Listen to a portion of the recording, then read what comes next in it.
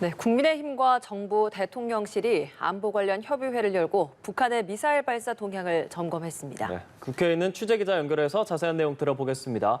김보윤 기자, 오늘 어떤 이야기가 오갔습니까?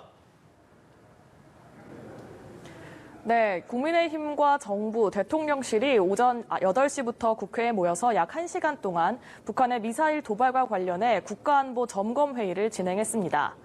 정부와 여당의 국정을 논의하는 당정협의는 지난달에 한 번 있었지만 대통령실까지 모이는 당정대 협의회는 이번이 처음입니다. 권성동 원내대표는 회의에 앞서서 북한의 무력 도발을 강력히 규탄한다고 말했는데요. 특히 한미가 연합해 북한의 대응 미사일을 발사한 점을 언급하면서 더 이상 북한에 일방적으로 끌려다니지 않을 것이라고 강조했습니다. 이 자리에서는 북한의 7차 핵실험이 임박했다는 보고가 있어서 긴밀한 안보 태세를 갖추기 위한 부처 간 요청 사항들이 오고 간 것으로 전해졌습니다.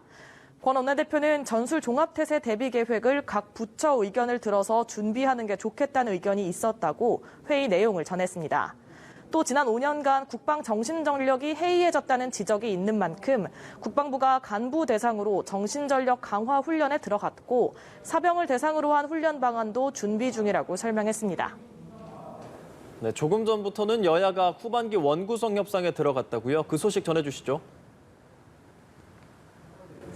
네, 그렇습니다. 여야 원내수석 부대표는 조금 전 11시부터 후반기 원구성을 위한 협상에 들어갔습니다. 이 자리는 국민의힘 송원석 수석 부대표가 제안한 것으로 후반기 원구성을 위해 수석끼리 직접 만나는 건 이번이 처음입니다. 관건은 법사위원장을 누가 갖느냐입니다. 전반기 합의대로 법사위원장을 국민의힘에 넘기라는 여당과 여야가 바뀌었으니 원점부터 다시 논의하자는 민주당의 입장은 여전히 평행선을 달리고 있습니다. 이번 협상은 사전 조율 없이 일단 만나본다는 취지라서 큰 진전은 없을 것으로 보이는데요. 다만 여야 모두 선거 기간 일하는 국회가 되겠다고 말한 만큼 이달 안에 원구성 협상을 끝내야 한다는 데에는 공감하는 분위기입니다.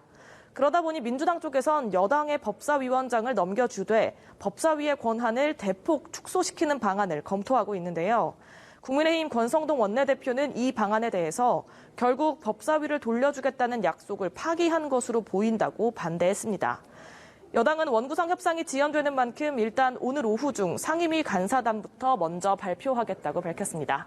지금까지 국회에서 전해드렸습니다.